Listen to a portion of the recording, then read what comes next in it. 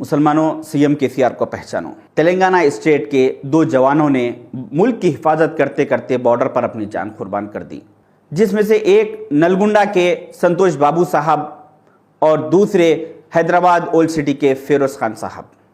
15 जून 2020 को जब चैना बॉर्डर पर संतोष बाबू साहब की शहादत हुई, उस वक्त तेलंगाना स्टेट में सबसे पहले उनके गम में मैंने कैंडल मार्च निकाला। उनकी शहादत के 6 दिन बाद केसीआर साहब उनके घर विजिट करे और उनकी वाइफ और बच्चों से मुलाकात की। मुलाकात करने के बाद उन्होंने उनकी मिसेस को 5 करोड़ रुपए का चेक दिया, 700 गज बंजारा हिल्स में जमीन दी और उनको जॉइंट कलेक्टर का जॉब दिया गया। केसीआर साहब के इस इक़दाम से मुझे बहुत खुशी हुई, क्योंकि उन शहीद की बीवी और बच्चों का यह हक था।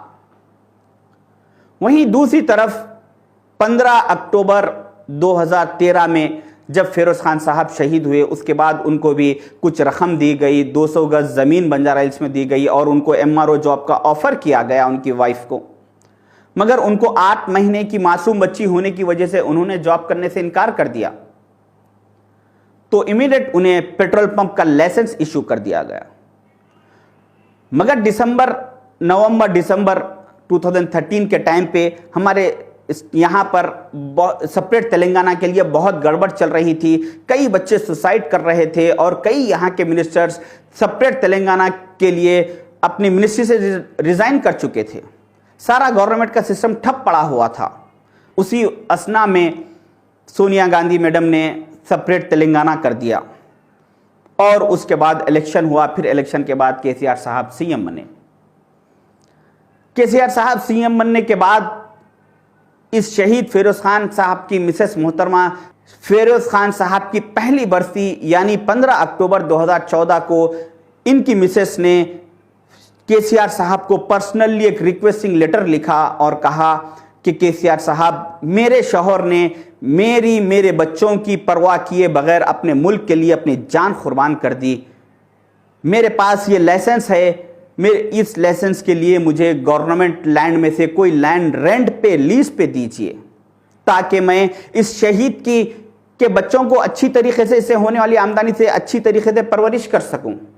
और साथ ही साथ किसी रेवेन्यू ऑफिसर की मदद से फिरोज खान साहब की मिसेस मोहतरमा ने उस लेटर में 16 जमीनों की निशानदही की, जहां हैदराबाद और रंगारेड्डी डिस्ट्रिक्ट में जहां पर मेन रोडों पर गवर्नमेंट लैंड खाली रखी हुई है। इन 16 लैंडमार्क में से कोई भी एक मुझे जमीन दीजिए बोल। मगर आज 6 साल हो चुके, केसीआर साहब के कान पे जून तक नहीं दौड़ी।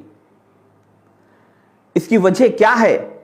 अगर इसकी वजह यह है कि इनके शौहर का नाम फिरोज खान था, तो यह बहुत गलत है, ऐसा नहीं होना चाहिए।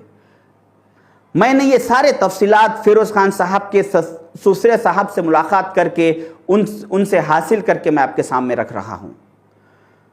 जब उन लोग के सारे 6 साल में कोई रिस्पांस ना मिलने के बाद जब उन लोग हिम्मत हार चुके, तो 2 दिन पहले यानी 9 अक्टूबर 2021 को मैंने इनको वक्फ बोर्ड लिख जाकर वक्फ बोर्ड में एक एप्लीकेशन सबमिट किया।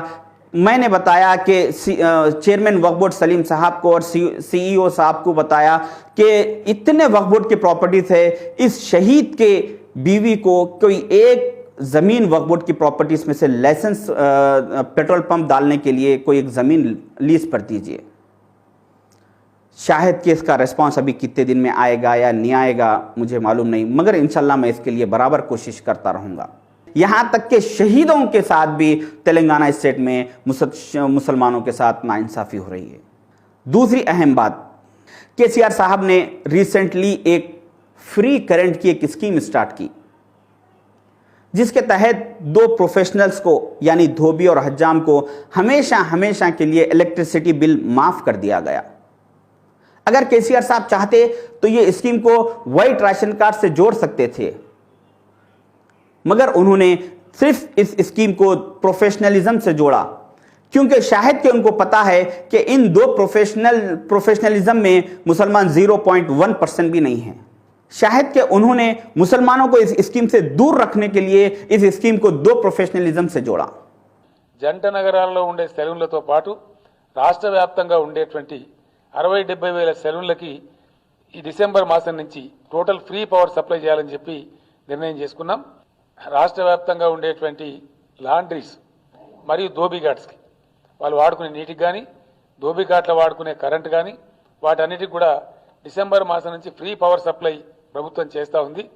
वहीं कांग्रेस के दौर में जो भी स्कीम आती थी, जैसा कि आरोग्यश्री हो या स्कॉलरशिप हो या शादी मुबारक हो, ये सारे स्कीम्स को व्हाइट राशन कार्ड से जोड़ा जाता था ताकि स्टेट के हर कम्युनिटी, हर कास्ट के गरीब लोगों को इससे फायदा हो सके. केसीआर साहब को चाहिए था कि इस फ्री करंट की स्कीम को भी व्हाइट राशन कार्ड से जोड़ते ताकि सारे स्टेट के गरीब लोगों को इससे फायदा हो सके. तीसरी अहम बात, केसीआर साहब ने एक और स्कीम स्टार्ट की, दलित बंधु, जिसके तहत हर दलित गरीब फैमिली को 10 लाख रुपए दिए जाएंगे. केसीआर साहब, आप ही की सुधीर कमेटी की रिपोर्ट ने ये रिपोर्ट आपके सामने पेश की कि हमारे स्टेट में, तेलंगाना में सबसे ज्यादा अगर कोई गरीब है तो वो मुसलमान है. आपको चाहिए था कि दलित बंधु के साथ साथ मुस्लिम बंधु भी स्टार्ट करते ताकि दलितों से ज्यादा तेलंगाना स्टेट में मुसलमानों की गरीबी ज्यादा है. मगर आपने ऐसा नहीं किया.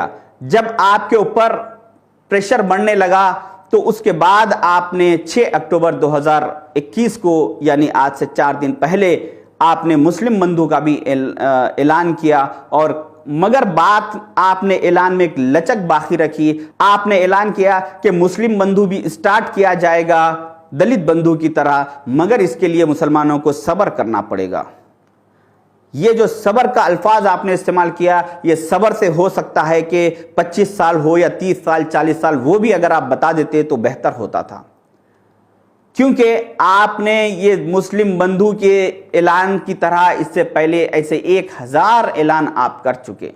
हम उनके कुछ ऐलानात पर नजर डालेंगे. इसीलिए मैं कहता हूं कि मुसलमानों, सीएम केसीआर को पहचानो. अल्लाह.